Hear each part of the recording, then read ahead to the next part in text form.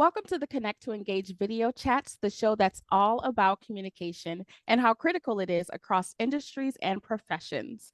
I'm Adrienne Wallace, and joining me are my three fantastic co-hosts, Jennifer Murphy, Sonia Sethi-Kohli, and today's episode is extremely special because we're welcoming our newest member of our team, Marie Strauss. And collectively, we are Connect to Engage. We are all communication coaches, and our goal for each video chat is to bring you thought-provoking conversations and expert perspectives about communication. For each chat, we usually invite professionals from the same industry to share their stories and experiences surrounding communication, what works and what doesn't work in order to accomplish tasks, make connections, and successfully engage with others in their personal and professional lives. But in celebration of Women's History Month this March, instead of focusing on one specific industry, we've chosen to interview women in leadership roles in various industries. So first, I'd like to welcome Angelique Hughes, who is a Chief Duals Officer at Aetna, a CVS health company. So welcome, Angelique. Thank you. Jen, can you introduce our next guest? Yes, I have invited Jill Buck, who is CEO of Go Green. Hi, Jill. Great to be here. Thanks, Jen. I'm thrilled to have Holly Hanjra here, who is the Director of Continuous Improvement of GATX. Thank you. Thank you for having me. Thank you. And Anne-Marie's going to kick us off. And I'd like to welcome you all. It's so nice to meet all of you. And thank you for giving up part of your evening to be here with us tonight. Our first question for this evening is, briefly tell us about your role in your industry and why you got into it. Is there a volunteer to be the first respondent? Sure, I can go first. So I currently work for a rail car leasing company, which is GATX. So anytime you see any freight car going and it has, GATX written on it, that's the company I work for. And I manage the continuous improvement team, which is nothing but looking at processes and seeing how can we make it efficient? How can we make it more cost effective? And that means that my day in, day out job is, very interesting. I work with many different groups.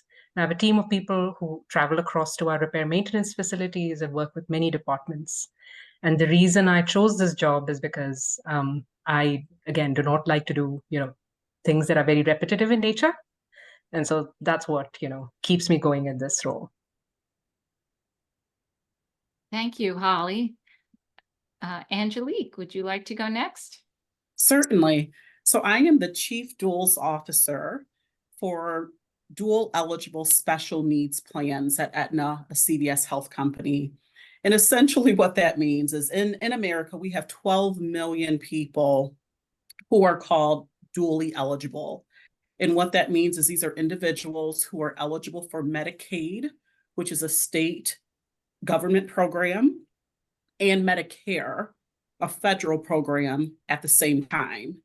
So for individuals who are dually eligible, they're considered the most vulnerable population within the healthcare industry because there's roughly 12 million in the United States, yet the healthcare spend for this 12 million really surpasses that of individuals who are only on Medicare, but they don't have that Medicaid component.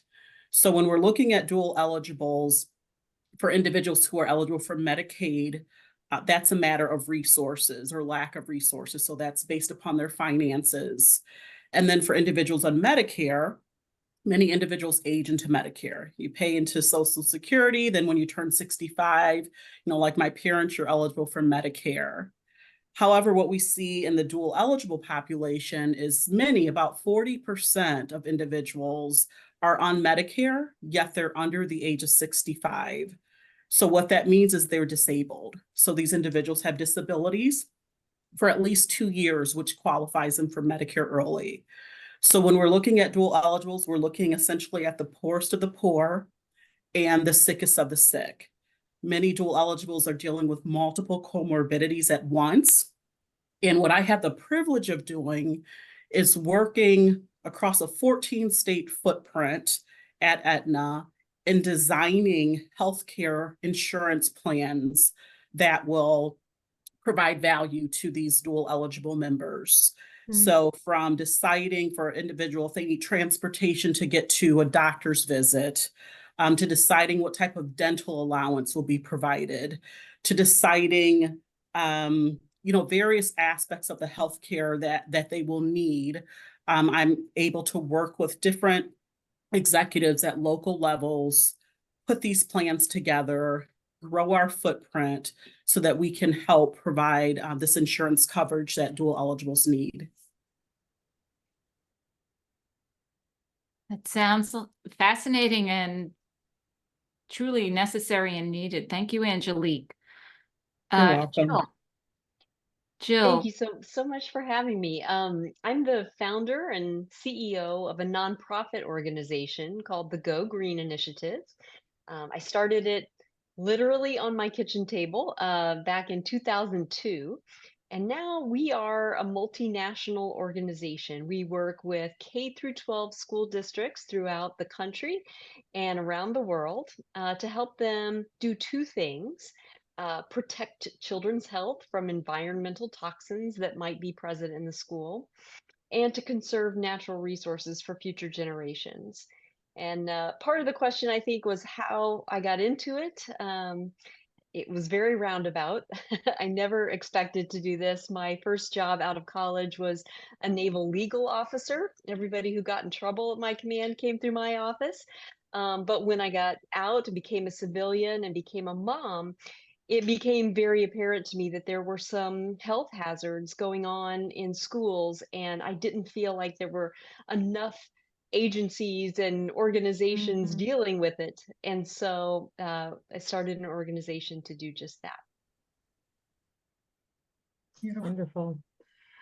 Well, I am super excited about this conversation. Just listening to you three ladies talk about your powerful and very, very important work that you do in your roles.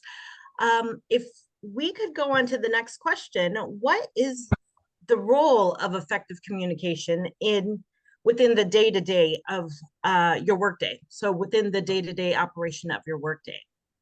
Angelique, why don't you start first? Certainly. So when we're looking at dual eligibles and looking at products that we can create for them, as I mentioned earlier, when we're looking at these products, it's a component of state Medicaid government and then the federal government, the Centers for Medicare and Medicaid Services, or CMS. So what we're seeing in the industry more and more now is that the government is requiring more and more of these, for short, we call them DSNP programs, to be aligned. So not only are we offering coverage under Medicare, but we're partnering with state Medicaid agencies as well to execute contracts to run these DSNPs. So it's very critical when not every organization gets awarded a contract to partner with a Medicaid agency. So we have to respond to requests for information, requests for proposals, and win a bid. And we're seeing that happen more and more across the nation. So it's critical with communication. First, we have to understand what the state's position is, what's important to the state when they're looking for a partner to contract with. And once we understand that, we have to effectively communicate how our company can provide that service to the state and provide proof points and evidence of things that we've already done that will show the state agencies that we can effectively execute these contracts with them to serve the dual eligibles in their states. So communication is critical, from understanding what the state Medicaid agency wants and then being able to effectively articulate the value that we can bring to serve that dual eligible population.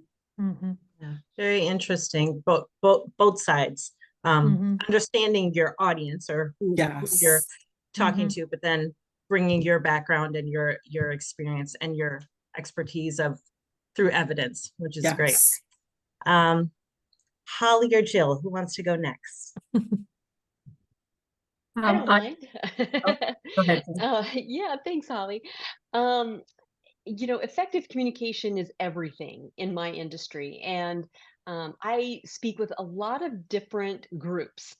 Many of the folks that I deal with are senior education leaders, superintendents, their staffs. Yeah. And most of what I'm asking them to do with, the sustainability plans that we're helping them put together, they don't have to. There is not a lot of legislation around things like ensuring indoor air quality is free from toxins, or food, or the water in schools is free from toxins. There are very few, if any, regulations around these. So I have to be influential. And I do not have the power of legislation behind a lot of the things that we're doing.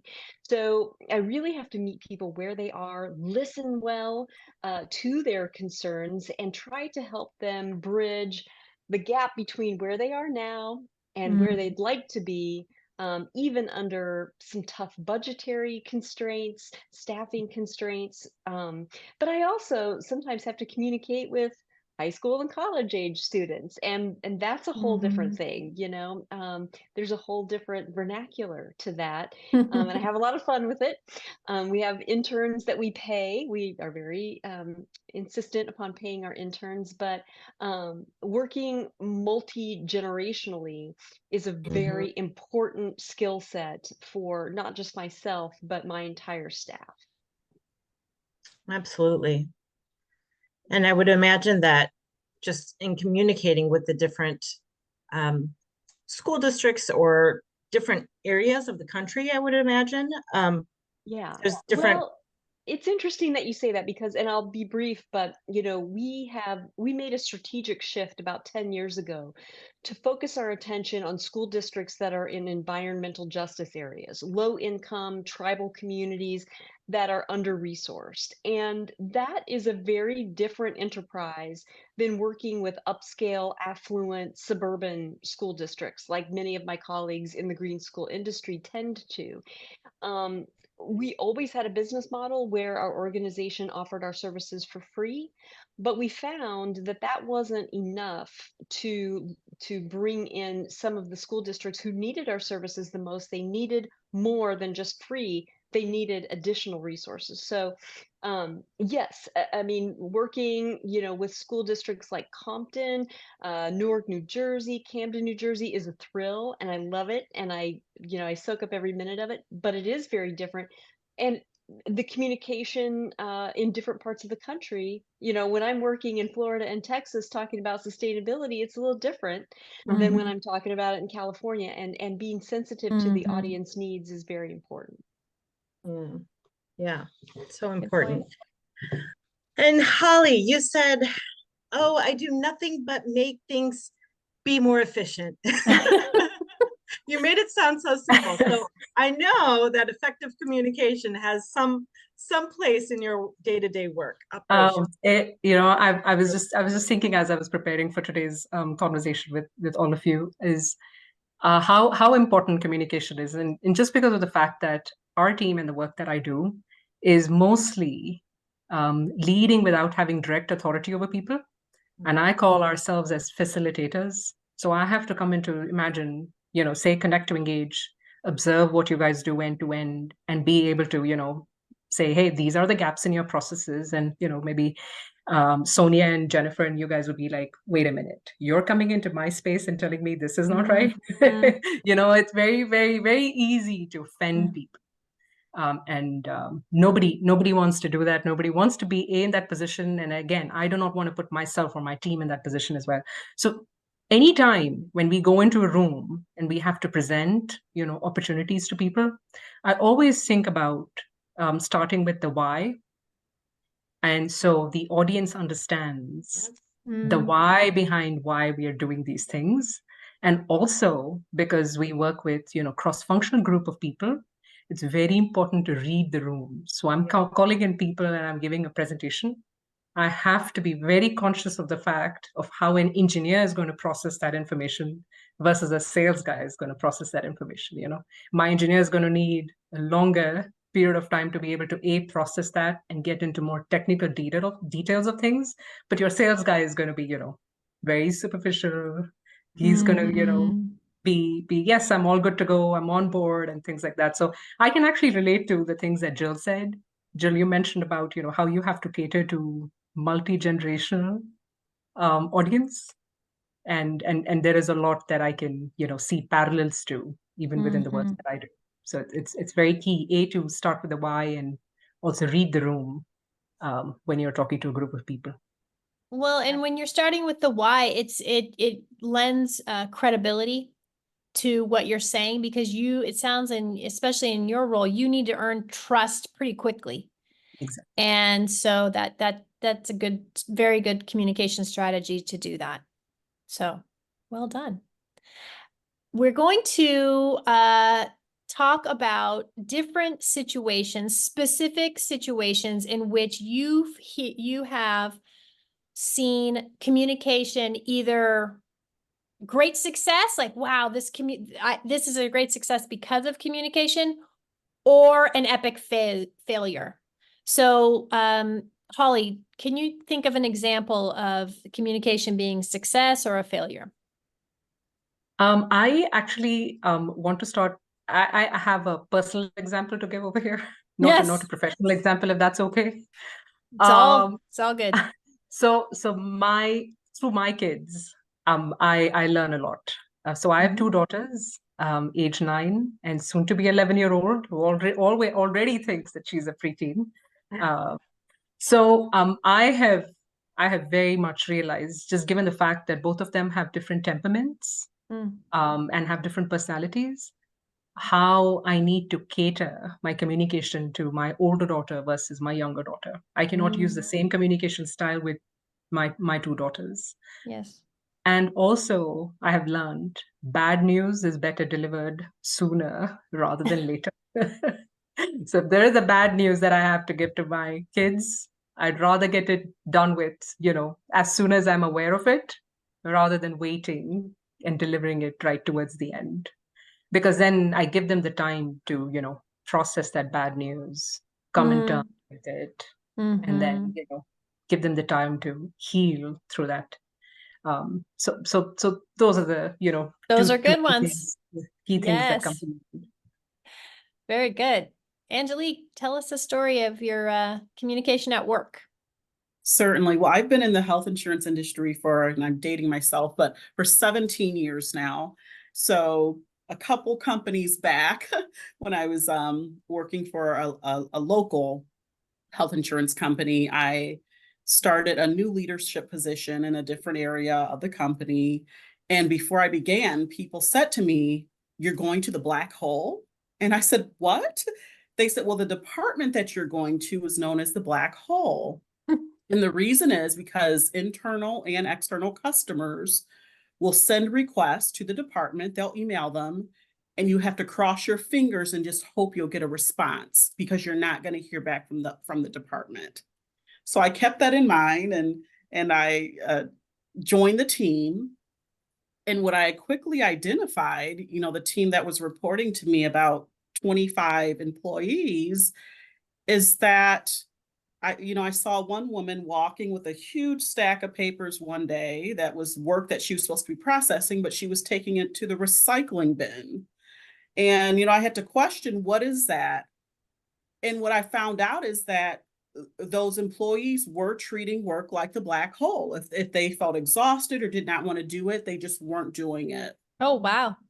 So even, as critical as that was, there were several leaders already in the department who were aware of the situation, but because of lack of communication, employees who were expected to do the work were given the impression that it was okay to continue with those behaviors.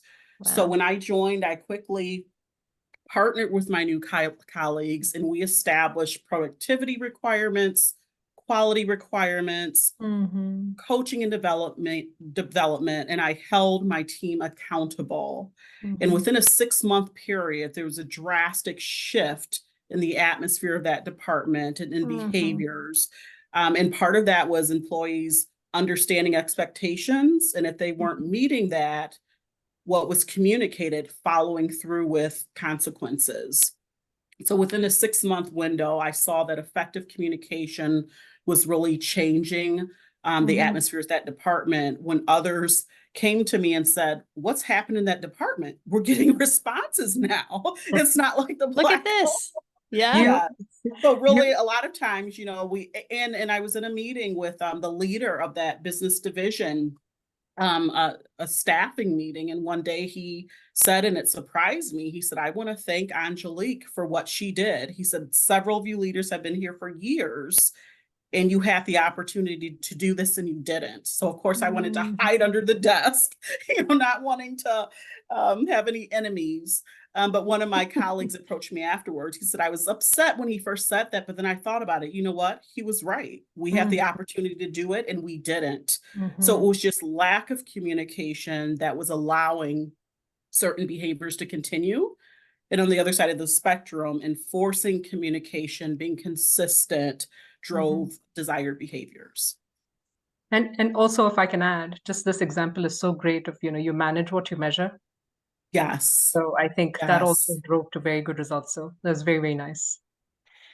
In addition, when you said black hole, I also thought of all the different terms that we use when people don't communicate. So I was thinking like we get ghosted or crickets. Crickets is another one. What else?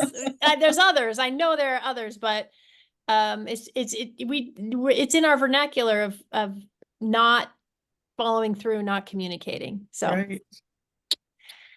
Jill, love to hear your story about effective or ineffective communication. I'm going to tattle on myself and give an example of an epic fail. And the only, silver lining to this story is that I was very young when this happened. I was a naval officer, a legal officer at the time. And so it was my job to enforce the rules. And when folks didn't follow the rules, they could end up being separated from the Navy. And it wasn't always a court martial. In this case, it was an administrative separation hearing for failing to meet physical fitness standards for the Navy, which were, stringent enough. And I went in as a spunky 23-year-old, all fired up to follow the rules, much like your salesperson, Holly. Like I believed, and I was going to sell the rules. And I went before an administrative separation hearing panel of senior officers and made my case that this individual was out of standards, continued to be out of standards, and basically painted this person as, a criminal for having a love affair with Twinkies. All along, the people on the panel all had difficulties with their physical fitness standards throughout their careers. I didn't know that. I could have. I didn't know that. And things did not go my way. And so that person, it worked out well for them. They got to stay in the Navy. So that was a good thing. But I learned a very valuable lesson. And that's before I ever go in front of a group of any kind. I do all I can to know my audience. I don't care if I'm speaking to a Rotary Club in Lancaster, Pennsylvania, or a teenage club in, Newark, New Jersey. I am going to make sure I do my homework and know everything I can so that I don't offend my audience because I failed to do my homework. I really feel like, we talked earlier about earning the trust. Holly, you were talking about some things you do to earn the trust of your audiences by giving them the why. I also think it's important for speakers and communicators to show respect. And there's a lot of ways to do that. And when you demonstrate that you took the time to learn about the people that you're communicating with, it goes a long way in building the kind of rapport that you need to be influential, even if you don't have authority, even if you don't have any power in the conversation. You're far more likely to be influential if you know your audience, you show respect for them. And I could have done a way better job back then when I was a 23-year-old gung-ho naval officer, and I never made that mistake again. Well, that's it. Learning. Absolutely. And Adrienne, before you get to your question, can I just so Jill, what you just said is knowing your audience. And I think both Angelique and Holly, you also said with your response to this question, Angelique, you said in everything that you did in that black hole to make things, before you made the accountability things, you put in there coaching and development, right? So you took the Yes. time to listen to the other side too, like, why isn't the work getting done, Yes. right? And how can we help you be more effective? And yes, we have some standards of accountability. Holly, you said, your daughters communicate very differently. So you've picked up, like Jill was saying, on what your audience needs or who your audience is, right? And I think the three of you in different ways have demonstrated that with your insights and your stories, which is great. Sorry. And if I can, something that Jill said really stood out to me.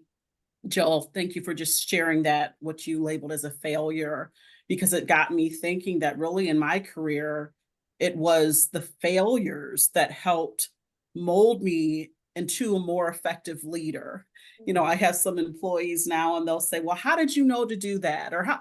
Because I failed at it once, right? And once I fail, I'm not going to do that again. And so failure, I don't look at as something where I'm going to beat myself up. I'm going to say, okay, well, what do I need to do so that doesn't happen again? And I think it really creates stronger individuals when we choose to learn from that failure. So thanks for sharing your story. Well said, Angelique. And that's what makes you effective leaders, is because you have that growth mindset of learning from our mistakes, right? That's the only way we can continue to grow and develop. I'd like to interject a quote that I heard recently from Thomas Edison when people were talking about how did you manage the failures as you were creating all these new inventions. He said, failures? What failures? I just learned 123 ways that didn't work. Yeah, And he didn't look at it as a failure. He kept it as a positive attitude. And I think as all of you, Jill, Angelique, and Holly, when you're talking about you learn from your mistakes, you're seeing it in a positive way. You're not letting it stop you. You're using it to propel yourself to move forward. So kudos to you. It's very encouraging to hear that. Absolutely. Thank you, Anne Marie. And this all is related to our next question. So it's perfect. It's like someone wrote this for us. So Jill, I'm actually going to start with you to continue this discussion about mistakes that people make in your industry. And the three of you ladies obviously are saying, yes, I make mistakes, but I learn from them and move forward. But not everyone does, right? And certain mistakes may have a lasting impact, not just in this one scenario or one situation. So Jill, what would you say is maybe the biggest mistake that people in your industry make when it comes to communication? Yeah, I think having a one size fits all message is really a huge mistake. I think about it this way. This is kind of goofy, but this is how I explain it. If you watch a commercial for, say, Coca-Cola or any product you can think of, and you watch a commercial for that product on HGTV versus ESPN, it's the same product, but they are going to present it very differently based on the audience most likely to be watching HGTV or ESPN or pick your channel. And crafting a message that doesn't, change your product, change your vision or mission, but is appealing to the audience, is not selling out, it's not downgrading your message. It's again showing respect for your audience, and showing that you know them well enough to craft a message that makes what you're trying to accomplish palatable to that target audience, and not treating every audience that you work with as some monolithic listener. In my industry, we're talking about K through 12 school districts, and so you've got a lot of different folks. I mean, it's not just teachers. You're talking to facilities managers and school business officers and purchasing managers and things like that. And each one of them has a very different stake in an issue like clean drinking water. They will all come at it very differently. And the way that I talk about that same issue to those different stakeholder groups is not the same. And similarly, the way that I talk about the whole, Go Green initiative to the Texas State PTA convention is different than maybe the Michigan State PTA convention. And I will talk to them based on their realities. And so that's what I see. Awesome. Thank you. Who wants to go next? I will. What I would say, you know, in my industry, in my current role, is actually not communicating enough, under communication, if I can say that. You know, I'm with CVS Health, which has 300,000 employees, and one segment of the business, right, is what my team does. But not many people know what a dual eligible is, right? But in order to get the job done, it requires educating our internal staff, our team, because we need their help to move forward with deliverables. So a lot of times what I see, unfortunately, is individuals, when they're presenting information, they need to lower the register, right? They're talking at such a high level that individuals might just nod, right? Feeling uncomfortable to say, I don't understand what you're saying. Yes.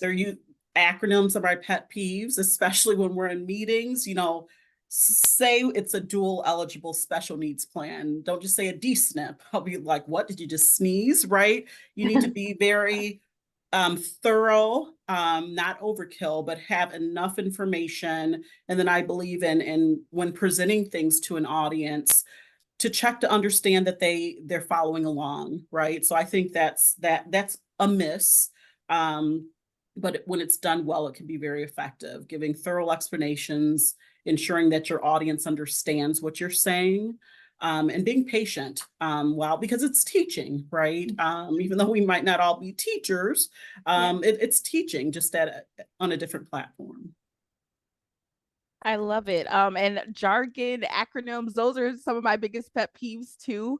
In our field, I know that we use more acronyms than I can even keep up with. There's always a new acronym I haven't heard of before. So you're Googling it because you don't want to be the one person who doesn't know what it means. So it's important. And I'm glad you're aware of that. And, you know, unfortunately, not everyone is. So thank you, Angelique, for sharing that. What about you, Holly? So two things come to my mind. The first thing that is absolutely paramount when we do any sort of project is to make sure that we put a lot of time and effort up front in understanding who should be part of the team when performing any project. The example that comes to mind is from my previous experience, which was at a pharmaceutical company. I go into this production facility, and there was an issue with the production line where we were seeing a lot of breakages in bottles. And I'm not going to get into the specifics here. What we did was we got into a room with management people. And at that moment in time, I was very new in my career, right?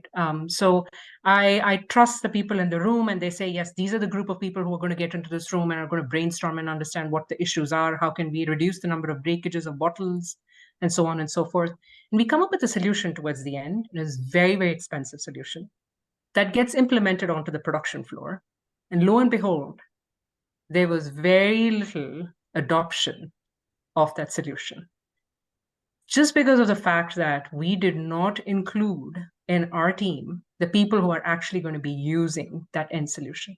So it's very, very important to keep in mind of who you involve in your team, who should be your stakeholder, who's going to be actually using your product, your end solution. And so I learned a lot from that experience. And the next thing that comes to mind is having respect for every individual within the team, within the project team. And when you go into learning anything, you have to go with the mindset of seeking to understand, rather than going with the arrogance of, oh no, I'm an engineer, I know more than you, or I'm more qualified than you. No, that is not the fact at all.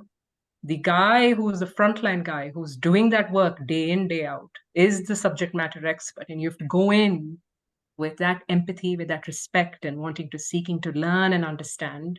And that guy is going to be, the person who's going to be able to give you the solution to the problem that he's facing day in, day out. So respect, and then having the right kind of room in the people to solve the problem. Those are the two things, key things in my role. Awesome. Holly, when you said that, it made me think of the black hole scenario that gave, because one of the first things I did when I went to the area, I got my team together and I let them know, you all are the experts in what you do. Mhm. I'm here to manage, take care of the day-to-day administration, but you know more than I do as far as the work that you should be doing. And I saw that that helped earn respect. And I wasn't saying it to get respect. I just wanted to be transparent. I said, I'm going to be coming to you asking questions. But I thought that was, I found that that is very, very effective when you're humble enough, transparent enough, right, to let your audience know if they know more than you. And I saw that it helped facilitate greater communication, because I would have staff willing to approach me and, well, let me show you how to do this and that. So I think that that's a very good point that you made. You know what comes to mind? Angelique, I hope I pronounced your name right. Okay. So I listen to a lot of motivational speakers, and one person that comes to mind is Steve Jobs. And Steve Jobs said, there is not one person that I have come across, whether when I've gone to ask them, for a question or seeking to help, that they have not come forward and helped me. So it's like you mentioned, it's very, very important to have that humility and always seeking to learn. And people always jump forward and want to help you. As human beings, I think we all have that innate tendency, as social animals, to be able to, wanting to help people. So all we need to do is just ask. Yes. Absolutely.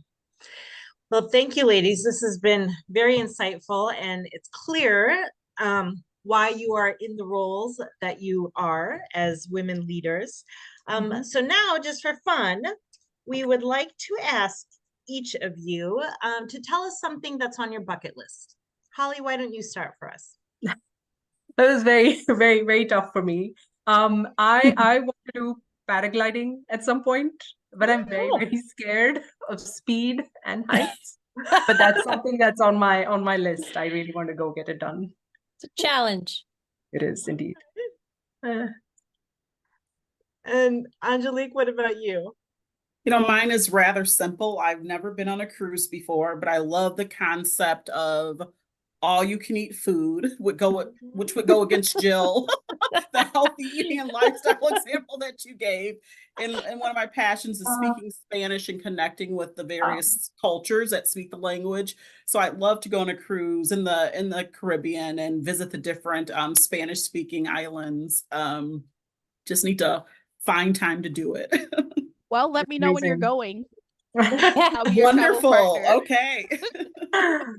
I know, Sonia, you're heading out to a cruise very soon, right? No, not a cruise. I was on a cruise a couple years ago. Yeah. Sorry. Yeah, but the cruise experience I loved. So I think I was more excited about the cruise experience than the actual locations that we went to. Okay. But I highly recommend it. Maybe you can find a Spanish immersion cruise where you can learn Spanish and cruise at the same time. That'd be nice. Jill, what about you? What's on your bucket list? Well, I've never been on a fancy cruise. I've been on a Navy ship, and that's no picnic. So I'd like to do that too. And actually, mine is a travel-related bucket list item as well. I want to see the Aurora Borealis with my own eyes, not just pictures. So I'd love to take an Alaskan cruise and see the Aurora Borealis. That sounds great. And Jill, oh wait, am I? Yes, I thought I was on mute. Alaska is on my bucket list for this summer. I don't have my reservations yet, but it will involve a cruise. And we don't know. I don't know about the Aurora Borealis, but it will be a wonderful way to see the United States. That's Excellent. right. Have fun. Yay. Well, I just want to, on behalf of all of us, express our deepest appreciation to our panelists. We have chosen some outstanding women in leadership, and you have taken time out of your schedules to share your communication experiences with us. You've offered so many insights, and the connections between the two of you, between the three of you, and your stories was evident and much appreciated. So now the four of us are going to take a moment to delve into the key insights that stood out in today's conversation. So we are going to say thank you so much, and goodbye to the three of you. But again, thank you for joining us on Women's History Month and representing us all beautifully. Thank you for Thank having you so us. much. Nice Thank to you meet for having you us. all. Bye. Thank you. Guys, talk about three confident women who knew exactly who they were, who were leaders in their field. And I just really thought that they added so much insight in regards to communication and their roles as leaders and as women. What do you guys think? I thought it was amazing that they were in very different industries, Yeah. as different as you could possibly get, but the message was consistent. Mhm. Knowing your audience was really what stood out to me. In whatever capacity, whatever role you're in, that kept coming up over and over and over and over. Know your audience, know who you're talking to, know who's in the room. Mhm. Yeah, I think that was the biggest thing in various contexts, that knowing your audience, having respect for them, and really trying to engage with each context or each audience, to interact with them in a way that's meaningful for them to get your desired outcomes as a whole. Mhm. The other thing that stood out to me was they all talked about being aware of the people they were speaking to, the employees or the potential clients and customers that they were trying to engage, and reading their body language, reading their tone of voice, and readjusting and modifying to, if they had been engaged and they lost them, now they're bringing them back to the conversation, and really taking into consideration what the people that they are with were thinking.